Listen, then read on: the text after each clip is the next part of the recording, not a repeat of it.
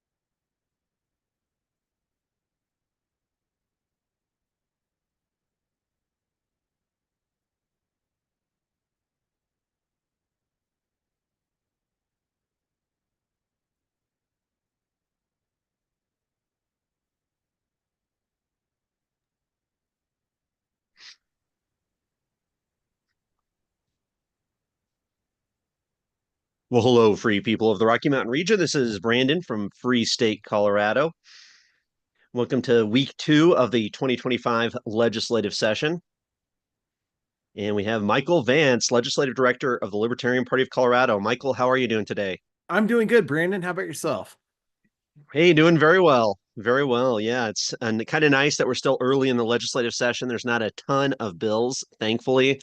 Unfortunately, we're hearing about some really bad legislation coming through. Of course, the most notable one is probably the Senate Bill 3. Everybody's been talking about this anti-gun bill. It's an absolute disaster, totally unconstitutional. We'll definitely be getting into that as we get closer to that committee hearing. But I really did want to help highlight some of the bills tonight that a lot of people aren't aware of, maybe that haven't made those big headlines. But yeah, so Michael, how's your week been? It's been it's been good, but also challenging, particularly hearing about some of the bills I did not necessarily expect to come through, but are actually introduced as potential legislation. So, um, I'm hoping we're not going to have a repeat of 2024, but we shall see. I mean, there is a lot to come, but we also have a chance and we also need to fight. So no matter what they throw at us, we got to be prepared. Oh, 100%. I mean, there's some really ridiculous legislation coming through we'll get into. They keep you guessing, like the stuff you haven't even thought of. You're like, oh my gosh, how did they come up with this ridiculousness? But we'll get into some of that here. But One quick question for you. yeah, go for it. Do you think we're going to see anything as ridiculous as last year's pet registration bill?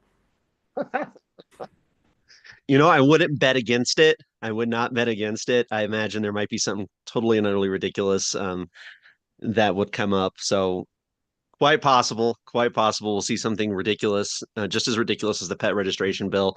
People hadn't heard of that. It was literally a scheme in which every pet owner of Colorado would have to register their pet with the state government or local government. I mean, absolutely insane. And So I believe it included fish. That's how bad it was. crazy, craziness. Well, let's get started here. We put together some slides to kind of go through some of the recap here of what we're going to be doing this legislative session this year. So definitely encourage people to join us every week. So every week at 7:30 p.m. on YouTube, and eventually maybe on X and some other platforms, we'll be live streaming, and we'll be really giving you some great information, kind of telling you what's going on down at the state legislature, maybe some stuff you didn't hear in the news, some stuff that you can't, because as we know, you can't rely on the mainstream media to give you all the information about what's happening in our society, of course. They put such a spin on it. But here we have liberty-minded individuals giving you some information about what's happening. So people, please, yeah, any questions in the chat? We'll be watching the live chat here on YouTube. Really appreciate everybody joining, and it's been a great, successful start so far with last week's live stream, and we're really looking forward to what we have planned this year. So some of what you can expect watching these live streams every week throughout the legislative session is looking at the week's committee hearings. So kind of looking at that schedule of what's going to be heard at the state legislature, looking at some of the bills of the week. So really focusing on upcoming bills kind of that week by week basis because stuff changes so fast. I mean, it changes so quick. You don't really know too far in advance. And if you do, and even if you make plans a couple weeks in advance to go testify on a bill, it can change very quickly. So we want to get you as up to date information as possible about some bills that you can speak on. You can show up to speak in person at committee hearings or testify remotely. So number three there, tracking bills. So throughout the legislative session, we'll keep watch on some specific bills that might be of interest to liberty-minded Coloradans. We'll go through some of those tonight, some of the early ones we've seen so far, and give you some tips on testimony, making it easier for you to speak remotely or in person. We're going to have some great information with some people who are experts at it to help you be more effective and efficient with your time down at the state capitol. And expert guests. We do have an expert guest tonight that we'll get into to talk about one of the big bills of the week. But we'll bring on legislators like we did last week with Representative Ryan Armagost. We definitely got more coming in the coming weeks. Grassroots activists, some other people out there who are heavily involved with what's going on down at the state capitol. And then networking, that's part of it as well, is to build this network, to build this community of liberty leaders to help fight back against this authoritarianism that we're seeing down in Denver. So I encourage people, to network, get involved in the chat, get involved on social media, find other people in your community who think like you do, who are willing to take a stand and speak out against some of the terrible tyranny that we're seeing out of the Gold Dome. Michael, anything to add here on our introduction? No, I think you've done a pretty bang up job. Um, yeah, I'm ready to get into it. How about you? Definitely. So I want to start off in tonight's conversation by talking about, finding out who your legislator is, right? That's so important. Representative Armagost or Representative Ken DeGraff, excuse me, on a video I did with him last week, talked about how the state representatives, the state senators, they really represent all of Colorado. You can talk to any of them at any time. You can reach out to any of them. That's really their function as to where they're at. But at the same time, it's really important to know who represents your community. You need to know, are they a friend or a foe? And that matters because if they're a friend, if you have a pro liberty legislator representing your community down at the state capitol, you should be helping them.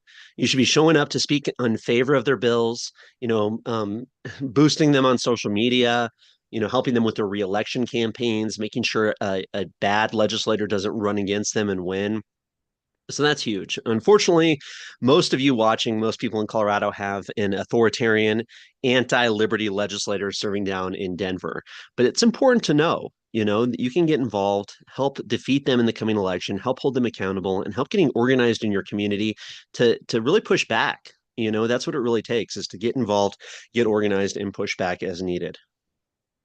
So some of the ways you can find out who your legislator is a great resource here. We're going to be talking about this website a lot, but it's leg.colorado.gov. So leg stands for legislature, but leg.colorado.gov. I mean, this is a go-to. This should be where you spend a lot of your time as an activist, as somebody who wants to be aware about what's going on down at the state capitol.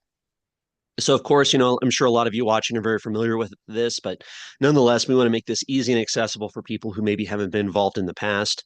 So, if you click on legislators, you'll see this menu at the top here, lots of different information about bills, finding your legislator. But I'd say start with looking at the list of legislators and just knowing that this is there. All 100 legislators are on here, and it kind of gives you the breakdown of who's in leadership, who's serving in the 2025 regular session, and there's their phone number down at the state capitol. There's their email. And, email, an aide, a staffer is going to get that email. Maybe doesn't make too much of an impact, but a phone call and showing up in person can definitely have a bigger impact for sure. So be familiar with this list of the different legislators down there. It's important to know. And just because they're in a different district than you are, you should still be reaching out to them, still talking to them about some of their bad bills. So I encourage everybody, find the sponsors of this Senate Bill 3, this really anti-gun bill, this horrible, horrible, unconstitutional piece of legislation, and give them a call. Imagine if we had hundreds or thousands of Coloradans calling their offices, blocking up their voicemails. I mean, they really need to hear this outcry. So then at the top of the website here, there's this little thing that says find my legislator. So I know it's kind of small. If I zoom in too much, it disappears, but you can kind of see it here up in the top corner. Find my legislator. Go ahead and click on that. And you can put in your address. So you can put in what district you're in. You can put in if you know what district you're in, you can look it up by representative, you can look it up by senator, you can look it up by address. Now, unfortunately, right now it's not up to date with the new 2025. So if you put in, for example, House District 50, it might still come up with Mary Young, who was defeated by Ryan Gonzalez this last year. So it's not entirely up to date. We're still early on in the legislative session. But nonetheless, if you put in your address, find out you're in House District 50, you can go back to this list of legislators here and say, okay, who's in House District 50? So maybe take an extra minute or two here to find it. But there you go, Ryan Gonzalez, House District 50. So great tool, really important there. Michael, any other thoughts on people knowing who their legislator is? I think it's important to make sure that when you go in, you uh, can you scroll back down real quick? Yeah, you can see on here it shows you who they are, that not only a Republican or a Democrat, but it also indicates their phone numbers, so that way you can contact them. It's not their personal phone, but it's their office phone number, so that way you can give somebody a voice. You can hopefully talk to somebody one-on-one. Sometimes you do have the opportunity to reach out to that individual directly, that individual representative, because they from time to time they will take answer that phone as well. And then also very importantly, you have their email address as well on the far right. So please make sure you're keeping in constant contact with these people. We have other friends of ours who tells who are now working with um, state rep, or not state rep. He used to be a state rep. Rep Gabe Evans, who let us know that they do very detailed tracking of of your email whenever whether you are supportive or against something. Same exact thing happens here, not necessarily to the same exact degree of tracking, but make sure you're reaching out, letting them know you support something, or you are very concerned about potential legislation, and you can ask them to amend, if not vote against whatever proposed bill is um, up in committee or on the floor. 110%. And Forest Mommy in the comments there on the chat on YouTube says, who can we complain to for not updating the Find My Legislator button? Well, I'd say tell your legislator, tell your state rep, your state senator, they can send an email to legislative council staff just to make sure that somebody's on this, because yeah, you should be able at this point, here we are 2 weeks into the legislative session, going into the second week at least, be able to type your address in, find out who represents you. But this is so important. And think of these videos too as maybe some of this, but think about training your neighbor, training people in your community, training your peers, training people from your church group, training people that you know online. Let's build this army of activists, army of individuals who are willing to speak out and stand up. That's everybody's goal, is to recruit one other person to either join these live streams or at least teach them how to be a good legislator there. I got to give a shout out to Rich Guggenheim there in the chat as well. Really good guy, saying, can't wait to work with you all at the Capitol. I'll be keeping an eye on House Bill 25, 1068, and a few others. So I look forward to hearing from him. We'll definitely have him on as a special guest in coming weeks to talk about that bill. But really important. So looking at the legislative website, we talked about finding your legislator. You can find bills. It's really interesting if you click on this Find Bill button. Let me highlight it here so you can kind of see in the middle. But there's this Find a Bill um, little option here, and really important to know that, because what I really like about this, it'll actually show you the top most accessed bills. So of course, Senate Bill 3, no surprise there, the most accessed bill currently. The gun ban bill, absolutely ridiculous. Also, a tenant and landlord law enforcement, which we will briefly talk about later tonight, and last year's assault weapons ban as well. So, or 2 years ago, assault weapons ban. Wow, from 23. So people are looking this information up. This is such a great resource for you to become familiar with. Definitely check this out entirely. For us, so Michael and I are going to be looking at this session schedule every week. So let's just go back to the homepage here. You can see it up at the top. I'll go ahead and highlight it. But session schedule is really, really what we're going to be focusing on throughout this legislative session. So you'll see this little button here on the top left of the screen. where it says session schedule. Go ahead and click on full schedule. This will give you the schedule for the entire week. So this is what we use in preparation for these live streams, folks. And this is what we're going to be looking at every week and really highlighting some of the more important bills to talk about. So as you can see, Sunday, I'm going to make the screen a little bit bigger for you there. Sunday, no activities listed, no surprise there, right? The legislature, unless it's kind of really special at the end of the session, doesn't do anything on Sunday. Monday, let's take a look. So Monday, January 13th, we got some committee hearings coming up.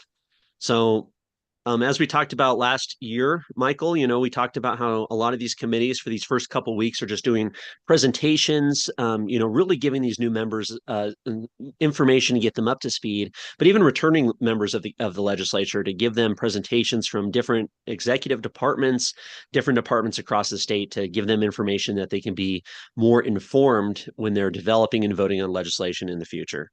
Any thoughts on generally speaking on the schedule here? I don't have anything for Monday. I know everything is super, I mean, everything, there's not really any bills that anybody's looking at on Monday. Definitely. So, you can click in. I always recommend people click on the agenda here on the right. So on Monday, 9:30 a.m., the House Business Affairs and Labor and the Senate Business, Labor and Technology Committees meeting. They're doing a joint meeting there, probably to review some things before the session starts.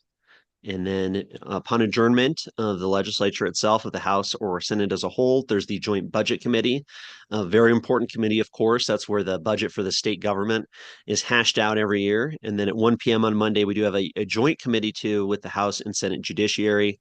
If you go and click on that agenda, you can see some of the presentations they're going to be hearing about on Monday at 1 p.m. So there's a judicial branch presentation, Commission on Judicial Discipline presentation, Office of the Alternate Defense Counsel, Office of the State Public Defender. Now, this could be interesting if you're involved in any of those topics.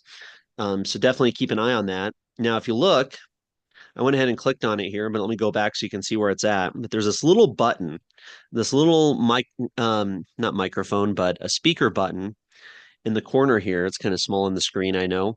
But this is important because this is what you're going to want to click on to listen in on some of these committees. So, maybe you can't make it down to the state capitol. You want to listen to what's going on.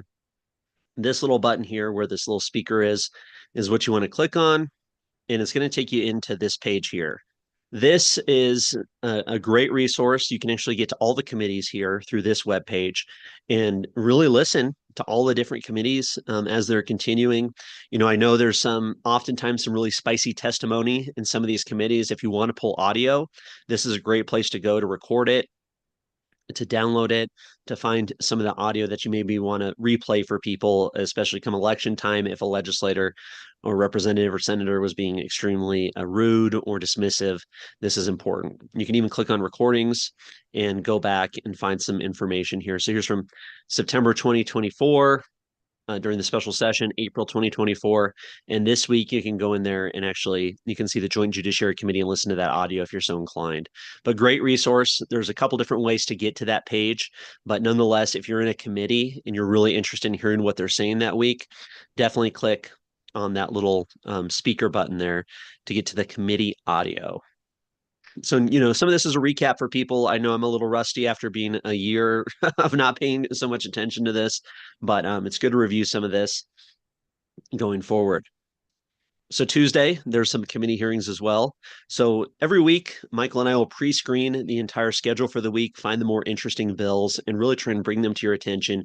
Bring in guests that can talk about these bills and get you some information so you can have effective testimony and be well informed. So we do have a guest tonight joining us in here in just a few minutes. Jimmy, if you're listening, we can definitely have you join a little early. I think we're caught up to where we want to be. I'll go ahead and admit you to the Zoom call here that we're on. But as you can see on Tuesday, we have a few different committees going on. Really, the only one of importance is the House Health and Human Services Committee. So if you go ahead and click on agenda here, you're going to see some different bills coming up. So this is the first committee hearing I've really seen where we're going to be discussing some bills this week. So like Rich points out in the chat, this week is almost all SMART hearings. Definitely that's how it starts every year. giving all this information out there. But I was a little surprised to see Tuesday we're actually going to be hearing some bills in a kind of a controversial bill, I would say, a bill that we definitely wanted to make sure people were aware of. And I think Michael and I are both very interested in finding out more information on. So let's go ahead and bring on our special guest here to talk about House Bill 25-1063. FDA approved crystalline polymorph psilocybin use. Very interesting there. So, Jimmy, you want to introduce yourself? Hi, yeah, I'm Jimmy Smrz. I've been following everything that's been going on with Colorado's natural medicine program. That is the psilocybin program that we passed in 2022. I'm also joined by Travis Tyler Fluck. He led the Denver decriminalization effort for psilocybin back in 2019. He was also a frontline activist against the Natural Medicine Health Act that we passed in 2022. And ever since, he's been a pretty much a frontline activist around psilocybin and knows more about psilocybin than pretty much almost anyone in this country, I would say. So. Wow, well, welcome for sure. Really happy to have you both on here. Thank you so much. And can you just tell us a little bit, just briefly, some background? Why were you against this natural medicine bill? Well, anytime you allow decriminalization in the room at the same time that you allow legalization, lobbying can take place and actually start to squeeze on personal use provisions. And I felt that it was moving entirely too quickly, considering a lot of the mistakes that cannabis had made were being iterated right in front of us. And when you look at the ketamine clinics around the country, they're not really doing the best job. So I was really pushing for this process to slow down and kind of get some things right before we put out legislation that we would regret. Interesting, very interesting. Michael, you have any questions about that natural medicine provision or some of the background here? I'm pretty curious about. I'm kind of curious if you know about. I believe it was about a week ago. Joe Rogan had Rick Perry, the former governor of Texas, on, and another individual, and they talked about natural medicine. I'm kind of curious. And it just kind of made me wonder. Nationally, we're seeing a trend towards a lot more acceptance of natural medicine, particularly on the right and people who have historically leaned right.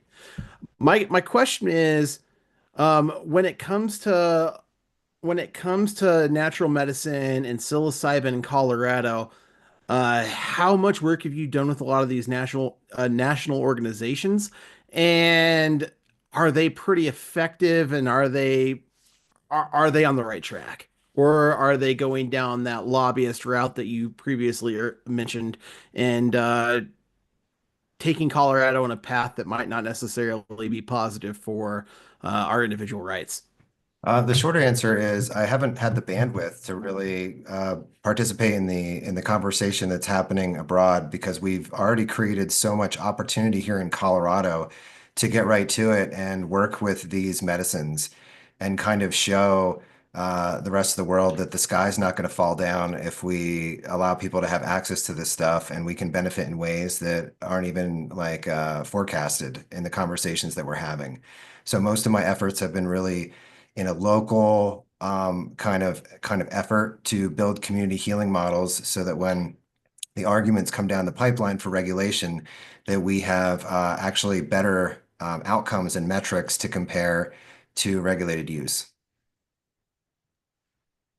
And we're going to get into a little bit more. That Joe Rogan podcast was specifically about ibogaine, which is one of the medicines that we did legalize here in Colorado. And it was actually moved up. The timeline for ibogaine was moved up in the implementation bill from Senate President Steve Fenberg unexpectedly, actually. It really was not really supposed to be able to happen for another couple of years. But if the Governor's Advisory Board and DORA both agree to go forward with ibogaine this year, we could see it in Colorado very soon. Very interesting. We'll definitely appreciate that information, Travis and Jimmy. Really curious about this bill. So this is one of the first bills being heard in committee this year. Of course, psilocybin's a huge issue. Colorado's kind of leading the charge with a lot of this. So it'll be very interesting to see how it plays out over the years to come. But tell us a little bit about House Bill 1063. Should people be testifying on that or paying attention to it this week? And I'll go ahead and jump over to your slides here. Okay, so this is really a unnecessary bill. It seems pretty simple. It's what's known as a trigger bill. We have one of these in place, HB 221344. That was an MDMA trigger bill. And essentially, what that meant was that as soon as the FDA approved MDMA on a national level, it would be completely legal here. You would be able to transport it. You would be able, essentially there would be no need for Colorado legislators to do any work immediately. It would immediately be legal in the state under more of a regulated model. Earlier this year, there used to be a nonprofit called MAPS. They turned into Lycos, a private for-profit entity now, but they tried to get the MDMA approval with the FDA and failed because of kind of a consequentialistic approach to how they did some of their testing. Now, while this bill, it looks completely harmless, it could significantly increase the cost of what natural medicine would cost to an end user. And as we're going to go through here, this program is going to cost Colorado a lot of money at this point, and it's a lot of money that they did not vote to pay.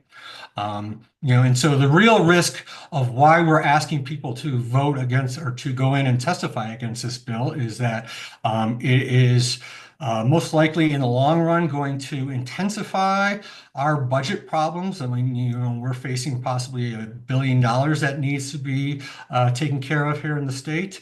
And this really has always been marketed as helping veterans, but if the program is not profitable, and I don't see any way of it actually becoming profitable, there will be no money for veterans to really help them out. And so if we want to go to the second slide. So Proposition 122, it was a voter-initiated initiative, but the promises versus realities. As you can see there on the left, it was very much marketed at every point about helping veterans. This is, do you want to help veterans? Okay, sign, our, thing to get on the ballot. Everything about it, from the commercials to the literature, it was all focused on veterans. You wouldn't have known that there was this personal use section that was also part of the bill. And so there were really two key components of the bill. We have a regulated healing center model, and that is regulated by the Department of Revenue, DORA. There is a governor's advisory board. The Attorney General's office is very, very heavily part of all this work. And so they have just started accepting license applications for these regulated healing centers. And to work in these healing centers, they started accepting those December 31st. On the other side, there was this decriminalization personal use section, and that was really included to have the local community not fight it as much.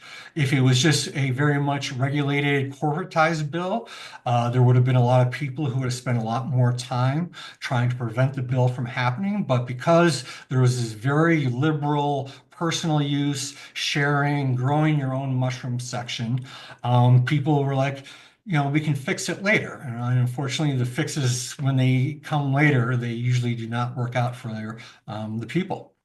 And one of the big things about the original proposition that we passed, it required that any funds borrowed from the general fund to be repaid once that revenue was generated through licensing fees. So this wasn't supposed to cost Colorado taxpayers anything, but as we will shortly see here, it's probably going to cost us a lot of money. Very interesting. Yeah, the promises versus reality when you're talking about politics is always a part of the conversation, right? What's promised. Very interesting to see that the regulated healing centers and the decriminalization kind of two pieces put together to make this initiative pass. Love that background there. Really interesting stuff here. Should go on to the next slide. So then there was, as we see in the lower left there, a bill from Senate President Steve Fenberg and then Representative Judy Emmelbiel. They put together this bill. It came with a $10 million fiscal note. And so I just kind of quickly broke out the numbers there of what that original fiscal note looked like. But it was very much worked behind the scenes. We could not get a meeting, or I could not get a meeting with my senator or representative to actually discuss the bill. Had been into Senate President Fenberg's office 10 or 15 times. He would not meet with us. And so it was this very last minute bill release that I've spoken with a number of Democratic representatives who were just told, vote yes for this bill. Just vote. Don't question it. One of the major things that the bill did was that requirement to pay back the initial loan was removed. So right now, any money that this costs the state that is not covered by licensing fees, that is going to be up to the Colorado taxpayers in the general fund to cover those expenses. One of the other things the bill did was it unexpectedly moved up ibogaine. That was completely out of left field, and really surprised when we saw the bill released a couple of weeks before the end of the session. Kind of wondered, hey, what the heck was going on with that? But like you said, that's really picked up a lot of press over the past couple of weeks with the Joe Rogan interview, where you have they are looking at entering in agreements with various states between Texas, and I don't remember the other states offhand, but this public-private partnership where the state is using some of their funds to kind of cover the initial setup of these programs. And then it comes to the private company to work with the FDA to get it pushed through so that they can produce a drug. But with the public-private partnerships, the state then gets some of that money back. They will get a piece of any sales going forward. So the state takes the risks, but they also have the possibility of making a significant amount of money on the back end if the drug is successful. So then the last part down there, Oregon has a similar program to our psilocybin program that started up in 2020, I believe. And with that program, it was the Healing Advocacy Fund that provided them an estimate of approximately 80,000 customers, I think, in the first year, which required 30 full-time employees, they figured. These estimates are really kind of based on experience with a substance that has more of a chronic use. Everybody kind of looks at this as, it's like cannabis or gambling. There's going to be a very heavy base that uses it a lot, that really, kind of drives the demand. And what we've seen in Oregon is that a lot of people spent their entire life savings to get trained for these programs, to get these licensings, to get, rent, find a place to rent, get insurance, get all their ducks in a row because they just genuinely want to help people. And what we've seen in Oregon is they've maxed out at $1 million in licensing fees, and for a program that costs at least $3 million to run every year. And so Oregon's already dipped into their general fund for, I would have to look at the number, but I think it's 3 million, and I think they're going to be dipping again because there is not a demand to justify anything more than $1 million in licensing fees. It's really unfortunate that these states that are running these programs are extremely left. They lean very left wing, because you're going to want to see them try to, instead of trying to say, okay, we're failing from a governmental perspective. Let's go ahead and let's let we've already legalized this medicine. Let's let the free market run with it. And if they can really figure out a way to run with this and help people, fantastic. We're unfortunately not going to see some sort of free market approach with that. We're going to see a remelding of the governmental system to do something that at the end of the day is just not going to fail and then cost the taxpayer even more money than the current program is already costing us at this point. So very disappointing to see something like this happening again. Yeah, and I had sent the governor's office, Dora and Dora, some suggestions of how to mitigate this problem as far as cost, one of which was one of these public-private partnerships. We could ask for philanthropy dollars. There's over $100 million from private donors that they plan on spending to prop up these programs in both Oregon and Colorado through ad buys and stuff. But it really, right now, the burden, because of 290, is strictly on the Colorado taxpayers, where they are setting up this program to collect a lot of data, and that Colorado will, the state will never see much of a benefit from it. Wow. Should we move on to the next slide there? Yeah, and so like I said, I think that $1 million in revenue number versus the $3 million annually to operate that Oregon is currently operating with, I think those are pretty good starting points for what we're going to expect to see in Colorado.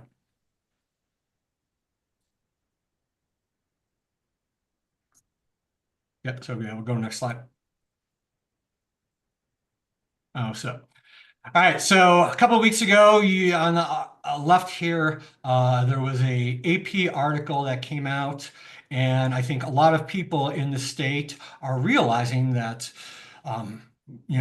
just what I'm saying, that this is going to cost taxpayer money. And so a couple of weeks ago, a AP article came out, and since a lot of places like Colorado Springs and more conservative parts of the state have looked at ways of not allowing these healing centers to come in. We have psychedelic therapy begins in Colorado, causing tension between conservatives and veterans. This is a very common propaganda technique that we've seen also through the MAPS Lycos, where if you question anything about these programs, well, you hate veterans. Veterans need this. Opioid addicts need this. And absolutely, these substances are miracle workers. They will help so many people. Specifically when we start talking about ibogaine, when we're dealing with the constant ODs here in downtown Denver, like this is something that really can make a difference. But it's also, we have to watch who controls it. And so that's where kind of the rest of these slides are going to come in. So in this article, this was an AP article, and it was pretty popular, spread throughout the country. And we heard from Taylor West, who's the executive director of the Healing Advocacy Fund. They operate as a lobbying group in other states, but they have not had to register officially as a lobbyist here.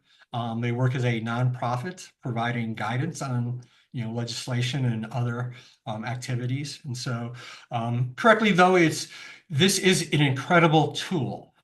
But when we look at the concerns and why we're asking people to testify against this is that we got to track who wants to control these medicines, Colorado, as the mayor now says, we are a free state. I hope he's giving you a little kickback on that, Brandon, but I'm not sure that that's actually true. But, we've seen our governor really move, with his words towards the libertarian side. I don't know if his actions are going to follow up, but when we start tracing this money back, this is really looking at increasing the costs, which is going to limit the access, and really, we are being used to collect data for out-of-state interests. So like I said, the general fund burden, the requirement to repay the initial program has been removed. So any amount that is not made up by the licenses to Department of Revenue or DORA, that's coming out of taxpayer pockets. And so, as we like to do, when you start tracing these programs back, a lot of this stuff traces back to Stanford. The original funding traced back to Stanford. The ibogaine study that they kept referring to traced back to is a Stanford study. And when you look at who actually funded that study, we're talking the biggest players in the DNC donors, where you're talking, 10 to $100 billion value people who are the ones that are funding these studies, funding these groups, funding, kind of everything. And then Nervatus and Compass pathways we're going to get to in the next slide, but that's where we really have some concerns about this bill here. So just briefly here, Jimmy, Travis, you talked about it's about who wants to control this, right? Because from a libertarian perspective, for somebody who values freedom and individual sovereignty, I was all for the natural medicine initiative, right? This idea of, hey, people are in control of their own bodies. If it's going to help somebody out and they want to take these substances, as long as you don't hurt anybody else, you should be legally allowed to do so.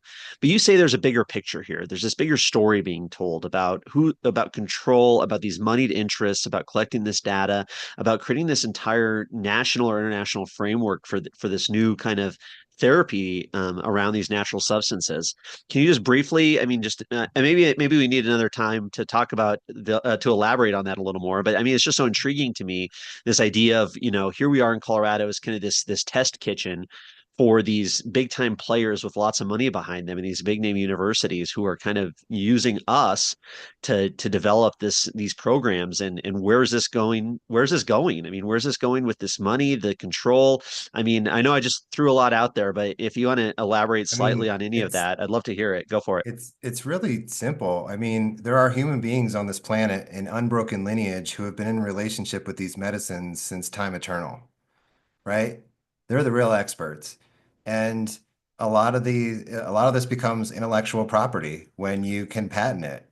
And the mushroom, interestingly enough, is one of the only natural medicines. If you see a mushroom, you can pick it and put it in your mouth and it works.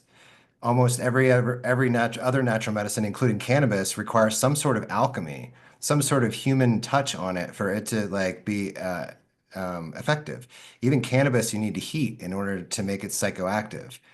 So I just think it's so like I look at it as just so ridiculous that all this money is positioned to commodify healing when the trauma was free. And we have the mushroom that is so ridiculously abundant, you can't even believe it. Like it's the most sustainable one of all of them. And you have this big conglomerate positioned to put for-profit molecule into the marketplace that was synthesized from petroleum, actually. And if we look at MDMA, the numbers that were kind of floating around were like $11,000 for a dose slash treatment. And if psilocybin, this molecule follows suit and it's anything like that, we can compare that to 43 cents is how much it costs me to produce the same sort of dose. And so when we talk about ibogaine, I've done a lot of research on it, and it was one of those MK Ultra drugs tested by the CIA in the late 50s. A lot of other drugs, LSD, they talk about that a lot, but you really have to dig to find the information on ibogaine. We also know that certain people were facilitating the export of ibogaine onto the battlefield of Ukraine, where they were microdosing it as a battlefield stimulant to, essentially, keep the soldiers up and aware of incoming artillery. So there is a lot of association with previous testing in this country and also with the military. Wow, fascinating stuff. I love it. It's so interesting, so fascinating. We're definitely going to have a more in-depth conversation about the bigger picture behind all of this. But let's go ahead and move on to the next slide here and talk about this specific bill. So this is Tuesday, January 14th here at our state capitol. Folks, this is Colorado. I mean, this is where the rubber meets the road here in Denver at our state capitol. This kind of stuff's happening and the media is barely talking about it. So really appreciate you, Jimmy, Travis, bringing this to our attention, getting this out there and kind of giving us this context. So tell us about this slide here. All right, so we are asking people to testify this Tuesday, January 14th, against this bill. As you see, it is in the Health and Human Services Committee upon adjournment. And so one of the things that I touched on real quick is that this bill benefits one company, and that is Compass Pathways, if you've ever heard of them. They hold the 5 patents on crystalline psilocybin, and are very much have been trying to set themselves up, potentially monopolizing access and increasing costs. Previously, Compass Pathways tried to patent set and setting for all of the psychedelic work, and so Couch and low lighting, literally. so They tried to patent a couch and low lighting. So, we kind of gives you an idea of who this is going to benefit.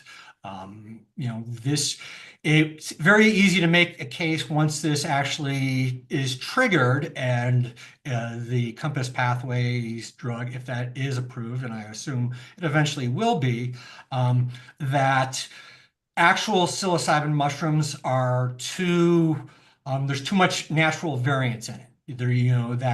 One mushroom can be, you're never sure of what the dosage could be. And so you can, Unless you grind it up and lab test the homogenized batch of powder.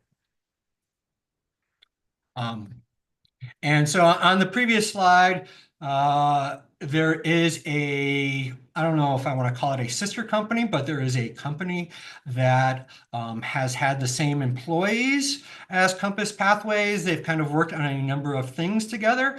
And so one of the problems with this bill is that when you look at Tracer, you start to see that Novartis has made donations to some of the sponsors of this bill. Wow.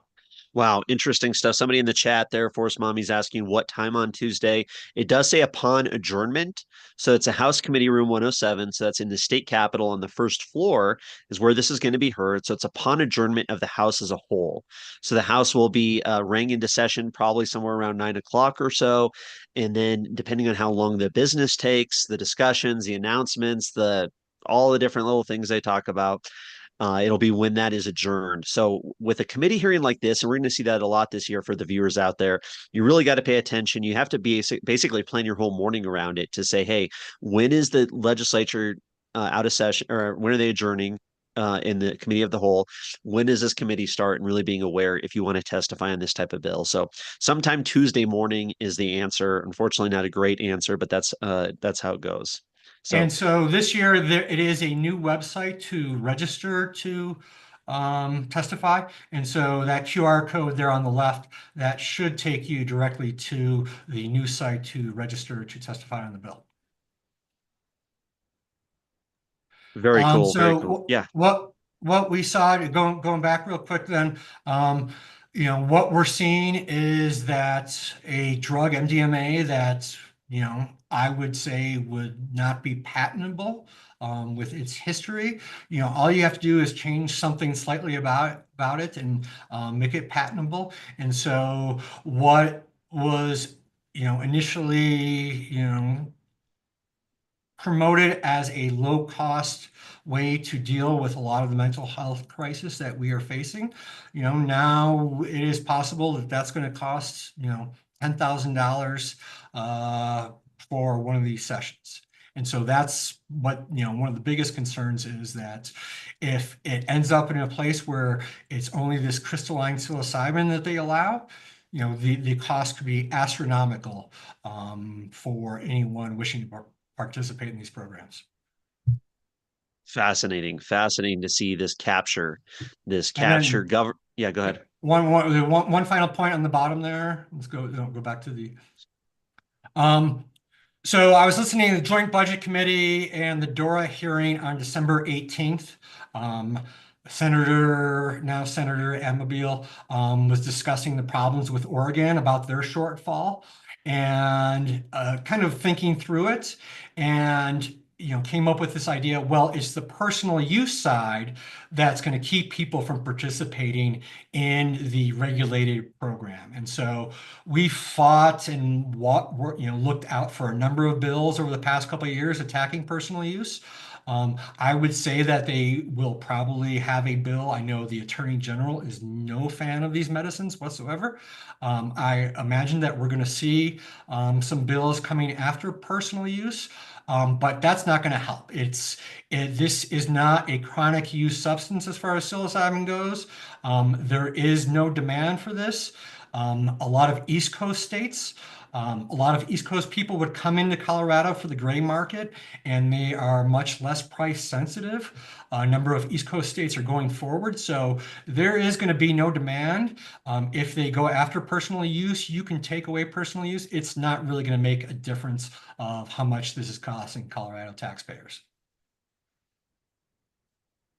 Wow, wow. So definitely the most interesting bill of the week, that's for sure.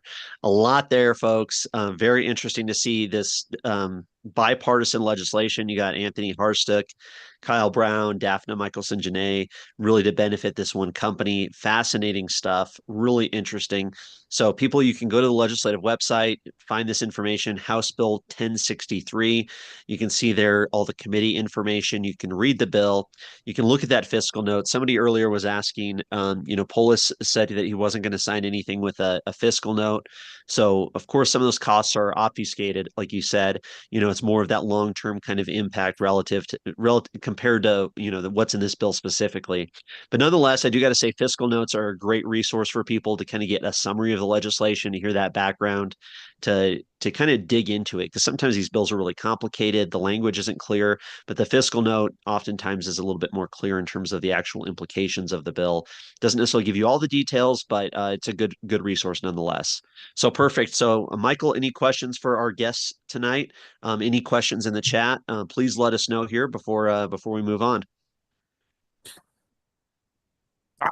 I don't think I have got any questions. I really appreciate you guys coming on and going through this. Again, Jimmy was if you guys were paying attention last year, Jimmy and Ashley were extremely valuable in helping fight Senate Bill 24-158.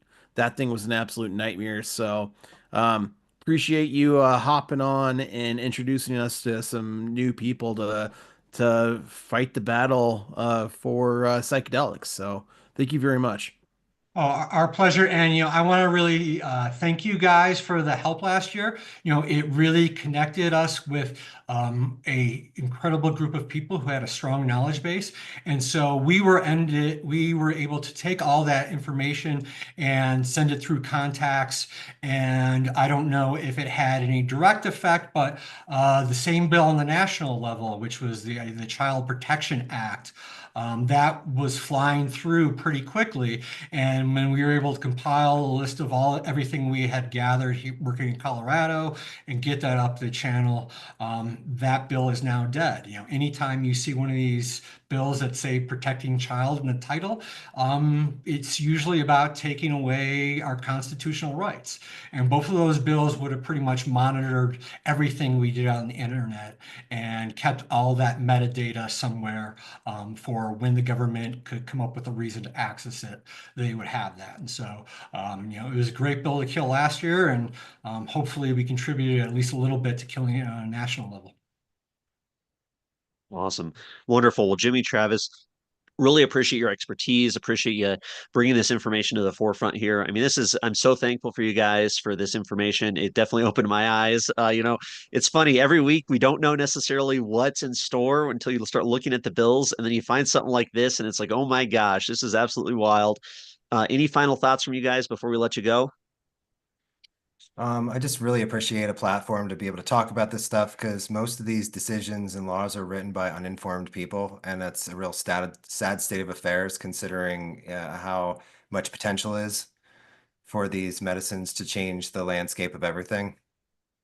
So Absolutely. thank you. Sunlight is one of the best disinfectants. So the Yeah. more light we can shed on these terrible bills, the better it is for everybody. So thank you again for coming on. And yeah, I mean, I'm just always been a fiscally responsible conservative. And so when you see this is going to cost, at least $2 million a year right now is what I figure out of the general fund. And I have been testifying in a number of committees, testified in SMART hearings last week. I've given all this information to the governor's office, to DOR, to DORA. The governor's advisory board knows this, but they keep chugging along with an agenda, and that agenda looks to be, using people in Colorado who are genuinely trying to help people, using them to collect data and on a business that they probably at this point know can never be profitable. Wow. Wow, really wild. I'm very thankful for you both. I look forward to hearing from you again as this bill maybe continues to the legislature or other legislation comes up. Please keep us in the loop if you see anything that you want to jump on and talk about.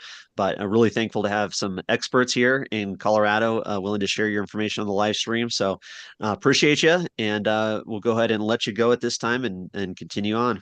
All right, thank Thanks, guys. you. Good night. Perfect. Perfect. Wow. Interesting stuff, huh, Michael? Absolutely wild. And I got to think, the people, viewers watching this on the live stream or later are probably like, what is going on? This is wild. You don't know what to expect. You hear this is what's going on in our state capital, people. I mean, this kind of legislation and the national implications, the bigger story behind it. I mean, this is not being talked about anywhere else. This is super interesting stuff. So, going on in our state capital Tuesday, January 14th. House Bill 1063 to create this new framework for crystalline polymorph psilocybin to be legalized if it happens at the federal level. So definitely some big money players behind the scenes trying to capture some money, capture the market, and create this new scheme in which pharmaceutical companies can benefit off of natural medicine. So, I mean, what are your thoughts on that, Michael? I mean, that was so interesting. Yeah, that was really eye-opening to me to see. I mean, you look at that bill, you think, okay, it's a simple little bill to, excuse me, kind of help protect individual liberty. Individual liberty, particularly through the Controlled Substances Act, has really been hampered. I mean, you could make a great argument from even a right-leaning perspective that the CSA of the 60s was an unconstitutional bill.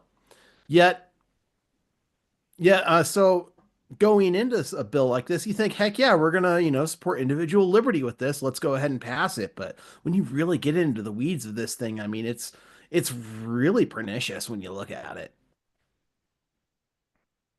Yeah, totally fascinating stuff. I mean, I can't just think still my mind is blown how interesting this is, how different this is. And hopefully, the viewers and the people of Colorado and our Liberty community here see the kind of information they're going to get on these live streams throughout the year. I mean, we're going to hear stuff about firearms. We're going to hear stuff about eggs. We're going to hear stuff about psilocybin. I mean, we're going to try and bring you all the experts who are going to provide this background and this information. But one of our things we're going to be doing on every week on these live streams is highlighting some important bills. So we want to start off like we just did, talking about the bills of the week. So that's our first segment, talked about the bills of the week.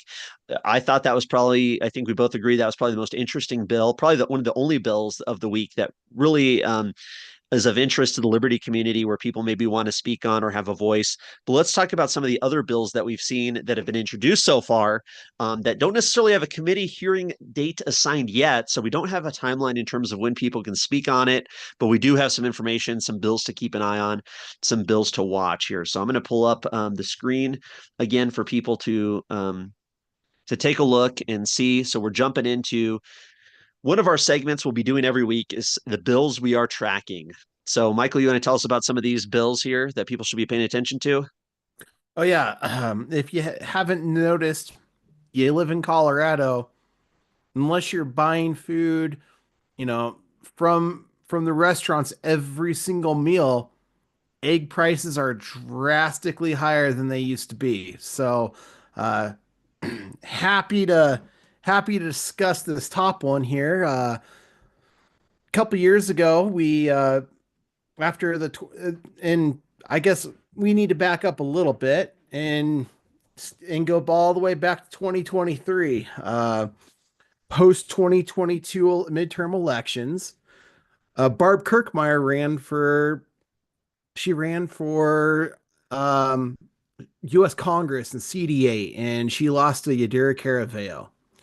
As a result, the new over the next few months, the at the time current chair of the Colorado GOP, Christy Burton Brown, stepped down, and there was a new leader elected. His name was Dave Williams. Dave Williams got together with our chair, Hannah Goodman, and came up with something called the Liberty Pledge. The Liberty Pledge was intended to make sure that if there was a good liberty leaning Republican, Republicans like to be very small, limited government, at least in principle. It doesn't always turn out that way. Um, and the Republican candidate would agree to a specific set of principles in a pledge from the Libertarian Party. Our candidate might agree to step down. And in 2024, we saw that actually happen with and Gabe Evans actually won. And what makes that pledge happen, and I forgot to say this too. Uh, what made the pledge so significant is a lot of people didn't vote for Barb Kirkmeyer that normally would have, and they voted for the Libertarian. The Libertarian got about 4% in that race, and that's why Barb Kirkmeyer lost. Uh, and here in 2024, we saw Gabe Evans win. We saw Stephanie Vigil lose by 3 votes because Rebecca Kelty won. And that was another race where the Liberty Pledge was signed and won. And something you might notice that's kind of interesting, every single pledge signer won their race. So swing states or swing districts with the swing vote drastically matters. And depending on how you use the swing vote, you can make a real difference. And in Senate District 50, or excuse me, in House District 50, another pledge signer, Ryan Gonzalez, did the same exact thing. He signed the pledge and he won. And you'll notice the two sponsors here on this current bill is Ryan Gonzalez and Barb Kirkmeyer. And this bill is to reverse a old bill. The name, I believe it's House Bill 20. Is that what it was? I'm trying to I remember. don't remember. But yeah, Uh, bill's been unfortunately a bill was passed years ago that led to this current situation we're yes. in. Yes. So this bill is going to basically undo the current egg laying standards for the hens because it's turning into a situation where only the people who are going to survive are the big factory farms, not the small guys, because there's too many restrictions for the and in turn there's not enough eggs and you're seeing $10, $12 dozen eggs at Walmart, especially here in the Denver metro area. That's way too expensive.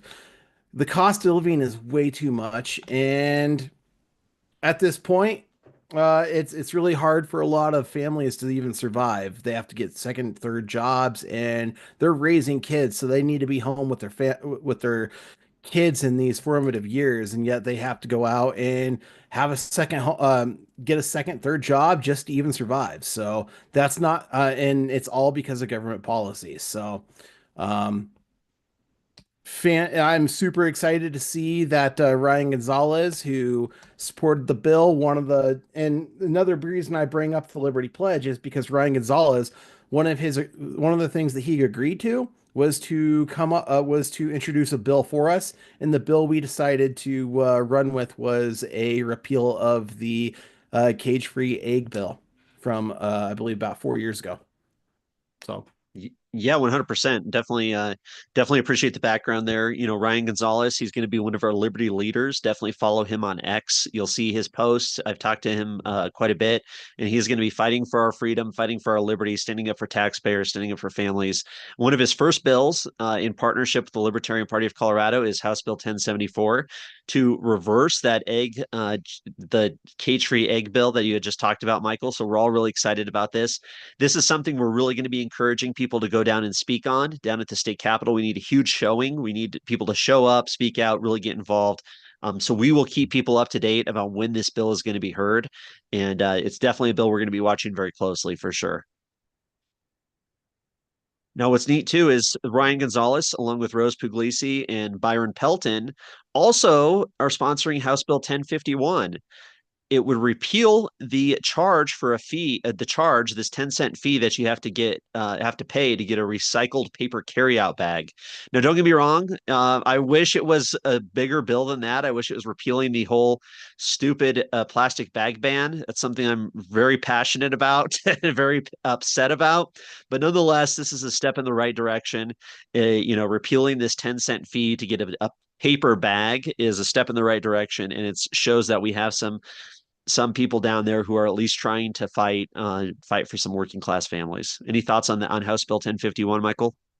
I'm completely in alignment with you. I wish this was a bigger bill than it is, but it's something small is better than nothing at all. So I'll take what I can get with this, and hopefully this can build some momentum to uh, restoring a little common sense in Colorado.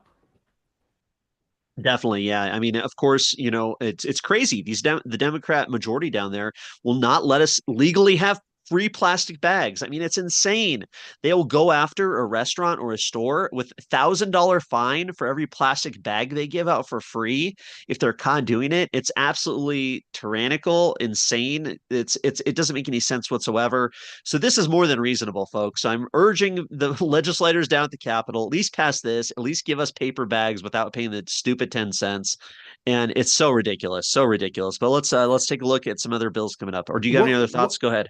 One thing that I thought was interesting is they made it so that way when you pay that 10 cents, about half that money actually goes to the company itself. So you go to PetSmart and you get a paper bag, you're going to pay 10 cents to PetSmart, but 10 about 5 cents is going to go to the state, and then the other 5 cents is going to go to PetSmart. So this kind of they kind of snuck that little piece in so that way the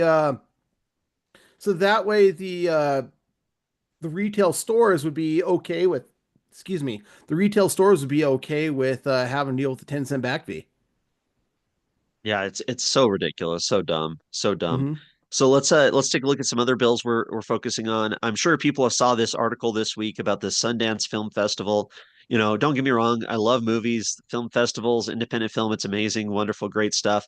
But they want to give millions of dollars in tax incentives to bring the Sundance Film Festival to Colorado. I mean, I got to tell you, people, this is not the role of government. This is not proper. This is not what our legislators should be focused on down at the state capitol. It is dumb. I mean, but here we go. Here's House Bill 1005. So this is a bill we're going to keep an eye on. Now, don't get me wrong. It's not the most pressing situation happening in our state government by far, but it's still something that just shows how misguided, how mismanaged our state government is. It's the government playing favorites. They want to be seen as a certain light, and they want the Hollywood stars to come in to make not necessarily Colorado, but to make them the people who incentivize this or push this legislation through good to Hollywood. That's all they really want to do with this. Because it's not even for this tax incentive is not even for it's for the film industry, but it's not even for the studios to film in Colorado. It's for the film festivals. So they just want it's really a big virtue signal. Yeah, and they say, well, if we host the Sundance Film Festival, we're going to get $30 million in economic benefit. These businesses, hotels, restaurants, And all these people here in our community are going to get a benefit by bringing all this outside money in. So we're willing to give them $10 million of taxpayer money, knowing that the community as a whole is going to benefit. But like you said, it's playing favorites, it's picking winners and losers. It's trying to rig the system to bring their little buddy friends from Hollywood into town. And yeah, bad stuff for sure. Just ridiculous. And I see we just got some people joining us as well. So we're just going through we're highlighting some of the important bills that we've noticed so far this legislative session. We'll get more in detail and possibly get guests to join us to discuss these bills more in depth as they get scheduled for committee hearings, and really trying to alert you of when you can go speak, when you can have a voice. But we at least wanted to bring some attention to some of these bills that we're going to be talking about this legislative session. There's only been, when I checked on Friday, it was only 136 bills or so had been released so far. Unfortunately, we're probably going to see another 700 bills. So this is just the beginning, but people can see this is the priority of our state government. If you're just getting involved and just figuring out how to be an effective voice for liberty in Colorado, you can see this is a great place to start to see where our state government, our state legislature is focusing on. So House Bill 1010, prohibiting price gouging in sales of necessities. This is something we definitely are going to be talking about a lot when this bill gets there, because you have Weissman, Brown, Zoke, these people who are totally economically ignorant, trying to control what private businesses charge for quote unquote necessities in the event of emergency. They don't understand markets, they don't understand economics. So, really agitated, but excited to bring this one to light as we get closer to a committee hearing. Well, let's keep going here. Let's look at some of these other bills we're seeing so far. Thought this one was interesting. You know, we have the Democrats sponsoring the House Bill 1031, law enforcement whistleblower protection. Really interested to learn more about this bill. We're just going to give you an overview tonight. We'll have more summaries. Somebody in the chat says a summary would be good. We will definitely get into summaries in the coming weeks during the live streams. As we do more research, as we hear more about these bills and get some experts to come talk about them. But it'll be interesting to see this whistleblower protection bill and what that actually entails. Really interested in seeing what that is. What do you think about this one, Michael? Adding nuclear energy as a clean energy source. I'm very curious about it. I really hope they research this one a little bit because there's a lot of we need to do something about our grid. There's uh, with the introduction, particularly with the introduction of the incentives for electric vehicles that we're seeing, we're going to see a situation where we're going to be struggling with energy. We're not going to have enough power. Another issue that we're running into is a lot of the current regulations that we have is on our energy sector within the state makes it harder for us to be able to provide energy to the residents of Colorado. So I'm very concerned about what's going to happen to the price of the price of energy for families here in Colorado. I'm concerned about what's going to happen with my family. So if we could potentially add nuclear as another option here in Colorado, is it going to be an overnight success? No, because it's going to take a lot of time and concentration to figure out a good spot, and then they would have to potentially build a power plant. So this is not an overnight issue, but I think long term for the future of Colorado, nuclear very well might be necessary. Yeah, and it's interesting. We've seen a lot of nuclear energy bills come up over the past few years that we've been doing this. But really, this bipartisan bill, I mean, you got Ty Winter, Alex Valdez, Dylan Roberts, Larry Liston, total bipartisan people who've been in the state capitol for years, serving their second or third term or longer even. So it'll be very interesting to see that this might be the chance that clean nuclear energy has to get passed into law. So very interesting there. We'll see how that goes for sure. Let's take a look at some other bills this session. So this folks is all going to be heard this legislative session. We're going to get more into detail as we go on. Oh my gosh, I am so upset about this vulnerable road user protection. Absolutely ridiculous. Creating new registration fees because your plates aren't expensive enough. making Colorado more expensive for working families. Like you said, people getting second and third jobs. We have little do-gooders, Bo Snecker, Winter, and Cutter, some of the worst ones down there. Of course, wanting to get additional fee-based funding for local vulnerable road user protection strategies. So there's your bike lanes. We're definitely going to get some experts to come talk on this bill as it gets closer, but totally ridiculous, but giving local governments the ability to create new fees on our license registration, license plate registration to do these stupid little bike lanes and other silly stuff like that. So, here's our state government in a nutshell, folks. I'm really hoping that we see a classic Scott Shamblin testimony on this one because they deserve it. This is a ridiculous bill. Yeah, 100%. One bill I'm excited for, Max Brooks, his first year down at the legislature, recently elected. Now, of course, we know this bill's not going to make it anywhere, but nonetheless, it's a good pro-liberty bill that shows what is possible if we had a pro-liberty majority down in our state legislature. House Bill 1055, repeal firearm dealer requirements in the state permit. For those who didn't know, last year, one of the horrible anti-gun bills that was passed creates this new firearm state permit if you're a gun dealer, if you're a firearms store. Not only do you have to be federally licensed, but then you have to be registered with the state, have this ridiculous permitting process, increasing costs, increasing oversight, increasing regulation, making it harder for people to sell firearms in Colorado. Bad news, but great bill. Really hope we can get some good pro-gun patriots, pro-gun liberty-minded people, get the liberty community down there to speak in support of this bill for sure.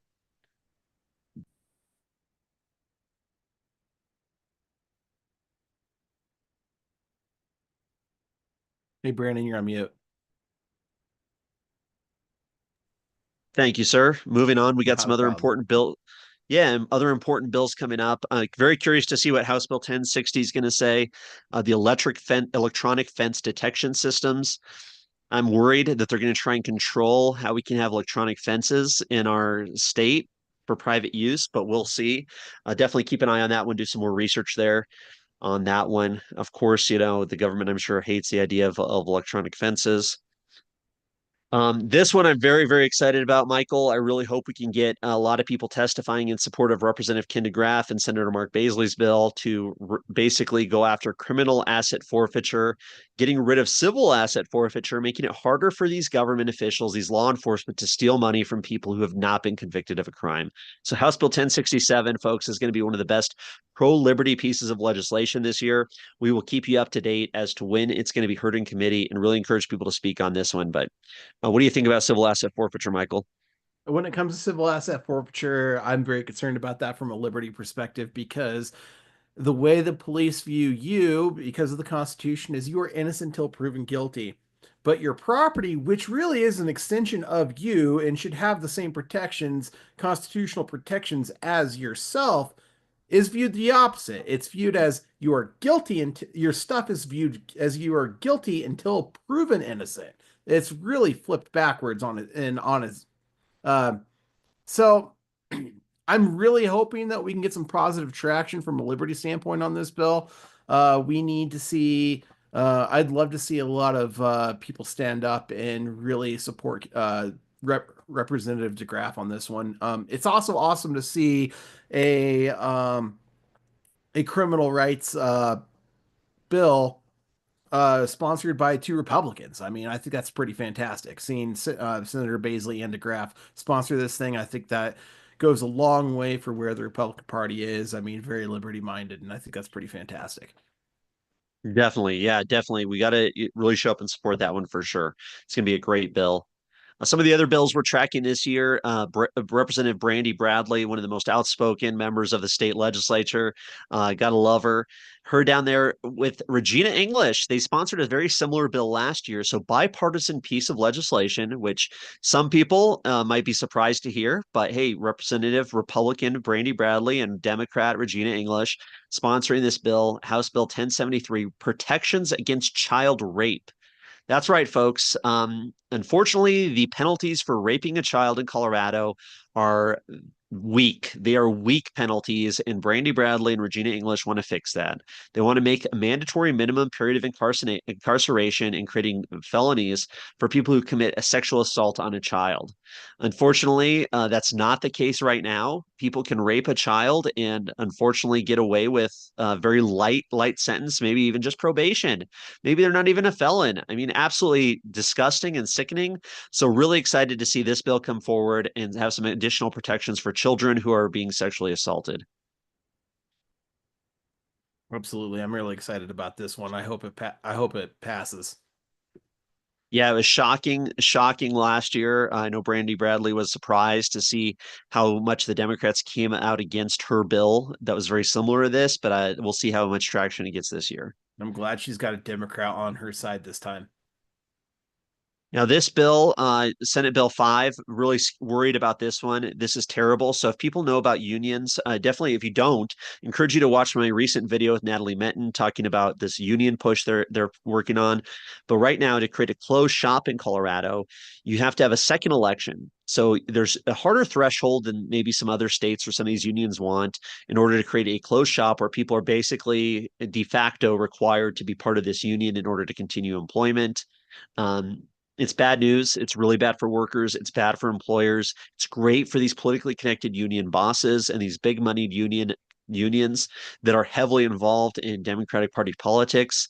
Senate Bill 5 is going to be a fight. Thankfully, Jared Polis is very resistant to some of this. You know, he does have at least some pro liberty inclination when it comes to business and unions specifically. So this is a really bad one. We're going to see all the Teamsters and all these union workers show up and go to town on this one. And of course, I mean, you got to look at Marbury's on it, Danielson, Bacon, Rodriguez, some of the worst of the worst. So bad stuff. We really want to fight Senate Bill 5, the worker protection collective bargaining, increasing the costs of business and making it extremely difficult for workers to operate without having a union there. So bad news there, folks. Let's move on here. Oh, one last Oops, thing wrong that should mic. be Yeah, said go ahead. about that bill. One of Polis's quotes from this week's State of the State address, and if you haven't seen it, please go to the Colorado channel on YouTube and take a look. It's very good. It's very uh, discouraging, I'll say. But we still have to fight. One of his quotes was, "I agree. We should not be a right to work state." So, uh, Polis is all for all this stuff. If you've got a job and you're a worker, you work in a lot of these trade fields, and somebody wants to unionize, you get fired, and if you don't join the union. So, pretty disgusting stuff. This is gonna be a net negative for a lot of people with that work in the trades. So, make sure to let a lot of the people that you know who might be working in the trade industry, whether they're welders, electricians, etc. Uh, they need to fight this because they might not know it, but their jobs very well could be on the line. Definitely bad stuff. One of the most looked at bills this year so far is the tenant and landlord law enforcement. Basically, Senate Bill 20 is going to make it so that the Attorney General can start going after landlords, property owners, standing up for these poor tenants who are being taken advantage of by renting these apartments and townhomes and such. So, bad bill. Of course, another Marbury, Weissman, Gonzalez, Lindsay, really bad stuff there. You know, weaponizing the government against property owners, weaponizing the government against landlords. That's where they're going, folks, pushing their state housing system and trying to really go after private rentals. So bad news there. We'll be talking about that in depth as we get closer to when that's going to be heard in committee. And I'm really curious about this one here. I need to figure out about it. Scott Bright is my state senator, newly elected this year. You know, I'm sure there's some positive aspect to this, but I'm very concerned about Senate Bill 21, this registration of off-highway vehicles.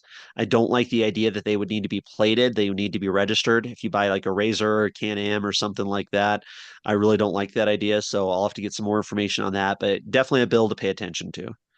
Yeah, I know if you want to take I know if you want to take some of those vehicles on, like state land, et cetera, or national land, you might need to get some sort of permit and register it that way. But I'm really concerned that this is going to take it to a whole new level. Yeah, we'll be keeping an eye on that one for sure. So let's see what else we got this year. This is just so far, folks. I mean, these are just some of the bills that have come out. There's going to be 4 times this many bills of interest. So we have a big legislative session ahead of us. Be informed, get active, really be communicating with your state legislature, your state rep, your state senator, and plan on speaking out. Forrest Mommy points out that the real minimum wage is zero, and that's 100% true. And in regarding property owners and landlords, we can't go after the government over property taxes, which we should definitely be able to. So, of course, we're in this Trump presidency. I'm sure we're going to see a lot of bills reacting to that from the Democratic side. And of course, here's a Republican one as well, a Republican bill with Chris Richardson, Max Brooks, and Mark Baisley, Senate Bill 47, Enforcement of Federal Immigration Law. We all know where this one's going. The Democrats will kill this bill, of course. They do not want the state of Colorado or local governments to be cooperating with federal law enforcement when it comes to the immigration issue. But nonetheless, these Republicans are going to force Democrats, at least in this one committee, to vote on this bill and on this issue. So I'm sure it's not the only immigration bill we're going to see this year, but definitely one of the first ones we're seeing. Now, another bill that I'm sure there's some mixed feelings on out there. Senate Bill 33, prohibit new liquor licensed drugstores. So, of course, Colorado voters, as you know, approved the sale of wine, beer, and malt liquor in gas stations, grocery stores, drugstores, places like that across the state. Now, mom and pop liquor stores are struggling, of course, as can be expected, because they have new competition. And, as you know, some of these big supermarket chains can buy in mass quantities, get better deals on cases of beer, and these local liquor stores can't compete. It's unfortunate, don't get me wrong, definitely have sympathy for them, but we have some state legislators here from Judy Amabile, Dylan Roberts, Ricks, and Weinberg coming together, bipartisan legislation to prevent and limit liquor licensed drugstore licenses. So, of course, they want to, in my mind, probably try and protect these mom and pop liquor stores, which from a liberty perspective, I wouldn't necessarily agree with. I think opening the market is the right move, but nonetheless, it'll be an interesting bill to watch. Yeah, I think instead of just trying to compete the same way they always have, the reason a lot of these people were able to exist in the manner they were was just because they didn't have to worry about the competition. Competition's a great thing. Competition is what innovates. So I I want to see what a lot of these liquor stores can do to innovate themselves, to make themselves uh attractive in a new way to customers. So I'm very disappointed in this, but in this legislation, I'd like to see. I want to see something new, unique. Give me a reason to go to Daveco, Argonaut, Applejack, Molly's. I, give me a reason to come. Don't just use the government to tell other people they can't have licenses. Yeah, great point. If they really wanted to support local liquor stores, they should repeal any prohibitions on tasting. Let these local liquor stores do tastings, wine tastings, liquor tastings, beer tastings, make it more accessible for them to bring people into their stores, to have events where they can have vendors show up and provide these new drinks to the public and say, hey, come get a free sample and get a great deal on a case of liquor here. But unfortunately, they don't like freedom. So but that's just one idea. I'm sure there's plenty others that these legislators can do to support local liquor stores for sure. So that's what we got so far, folks. A lot of bills, a lot of information, a lot of legislation coming through.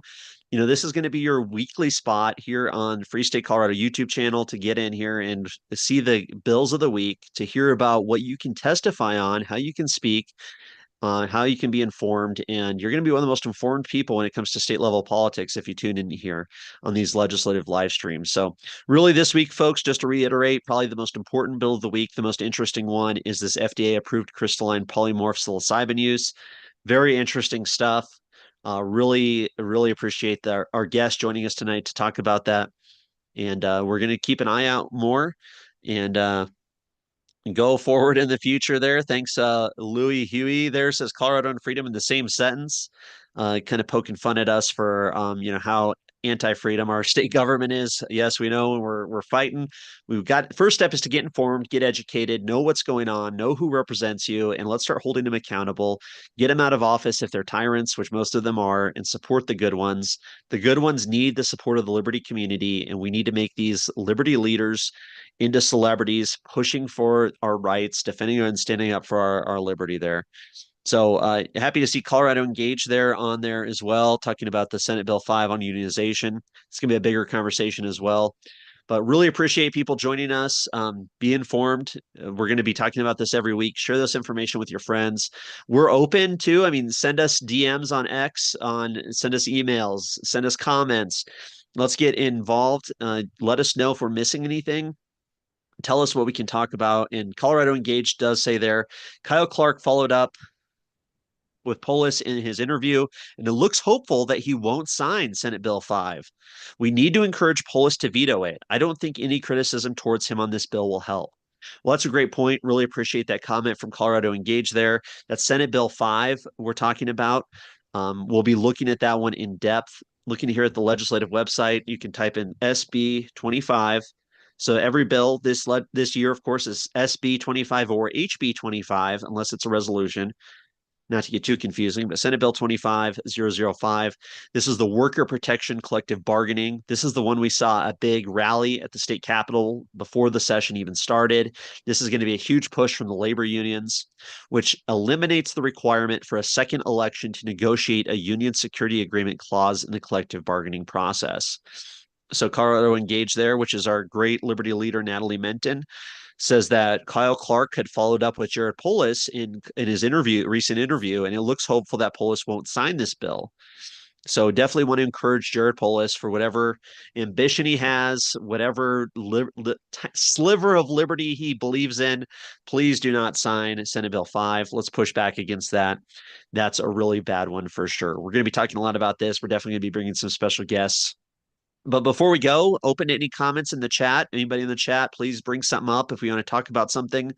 We're going to get more into the gun stuff. I know everybody, that's what they want to talk about, and we'll get into that. And we're going to have a huge push for people to show up and speak out on Senate Bill 3. Believe me, we're going to be talking about that one a lot. Currently, it's not assigned a date for a committee, but I'm sure we'll see something in the coming weeks. Michael, any other thoughts here before we end it tonight?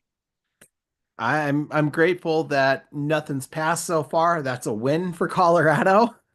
But yeah, I mean, we just have to keep our eyes peeled. You never know what's going to happen. One big thing that I thought was not going to pass was Senate Bill 84 I believe it's Senate Bill 84, correct? The truth, basically what people called the let's verify.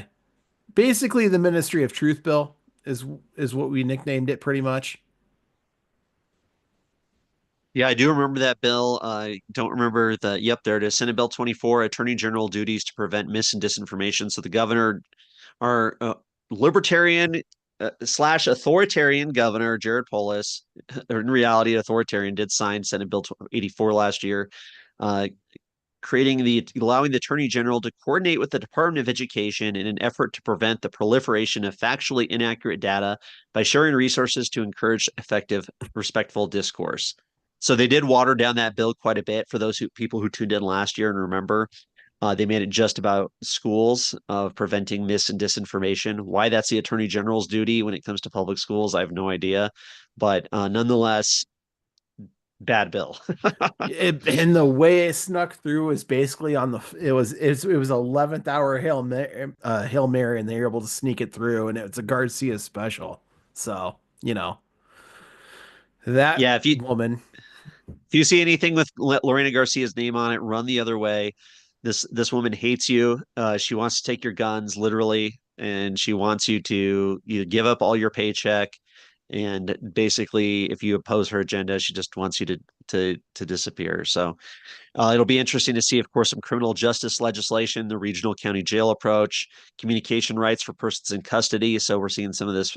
I don't know all the details, but I'm making a generalization here, probably pro-crime type of legislation. Repeal co-payment for Department of Corrections, inmate healthcare, Private equity acquisition of child care centers. Ooh, that's interesting. Didn't see that one before. Concerning requirements for child care centers owned by an institutional investment entity. Aye, aye, aye. Well, yeah, it's interesting, folks. You can go into these legislators on the website here, dig into the bills they're sponsoring, and really have a better understanding of what the priorities of your representative and your senator are, and that's really important to do. So, definitely, people get involved. Get on the website, send us some information if you want to talk about it. But we want to build a network and a community of liberty-minded Coloradans to show up and speak out and get involved at that local level here in our state capital. Absolutely. You don't realize how much of a difference your voice makes. It's easy to get blackpilled. Just don't do it. Don't resist that temptation.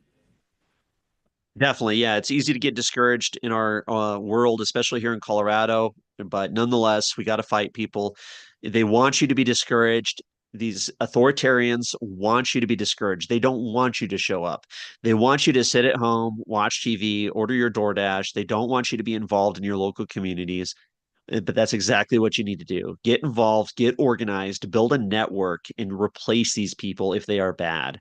But the first step is holding them accountable by watching what they do down at the state capitol, call them out on it. Do not let them pass authoritarian legislation without protest.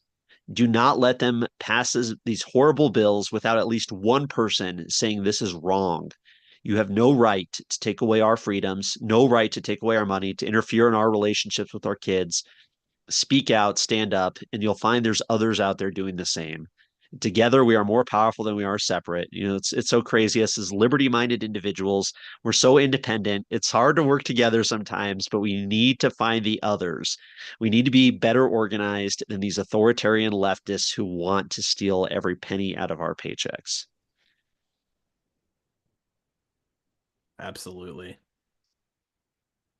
So appreciate you folks. Appreciate everybody in the community here. Share these videos. Let's get some people showing up next time. Let's get here on these live streams. Show up in the chat. We're gonna have some legislators speaking on their bills. We're gonna have some other experts. The information we got tonight from Jimmy and Travis was mind blowing. I'm definitely gonna clip that part out and just share that on its own YouTube video and on social media because it was so fascinating. But pay attention, people, and we're going to give you the goods. We're going to give you the best we can. And if you can help in any way, please let us know. Yes, thanks. Thank you, everybody. We appreciate you showing up week to week to week. There's a lot of stuff happening, but thankfully we don't have a year-round legislative session. It's only for 120 days, so we're already through the first week so far. So uh, only a few more weeks to go. A few more weeks. Yeah, only about 16, 17 more weeks. Yeah. But we're here. We're here for the haul. We're here for the fight. We're not giving up. We're not going to let them do this without some sort of protest. And let's do it, people. We can get involved. We can have an impact. So appreciate everybody. We'll see you next week. Get involved with us, Free State Colorado, on Facebook, Twitter, Telegram, YouTube. Michael Vance on Twitter as well, on X, excuse me, Facebook, Libertarian Party of Colorado, Facebook, Twitter. Anything else you want to mention there, Michael? Yeah, you can reach out to me. My email address is michael.vance@lpcolorado.org. If you have anything, please reach out. Uh, I'm happy to share, happy to help out as much as I can. So thank you guys. We really appreciate you. Keep on fighting the good fight, and we'll see you next time, folks. See you guys.